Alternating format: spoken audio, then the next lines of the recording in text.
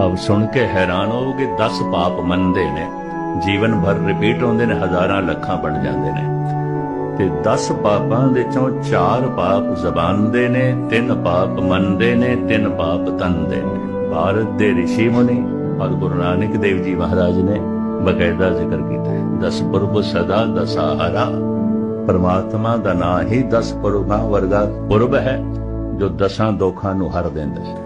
10 दोख केड़े ने, 10 पाप केड़े ने? 4 पाप जबान दे, 3 पाप मन दे, 3 पाप तन दे। 4 पाप जबान दे केड़े? प्रथम मिथ्या बोलना, झूठ बोलना। दूसरा व्यर्थ बोलना, बेफिजूल दी गपशप। तीसरा फिक्का बोलना ते चौथा कौड़ा बोलना। मन दे 3 पाप ए किसे दी जान बारे बुरा सोचना, किसी दे माल बारे बुरा सोचना, किसी दी इज्जत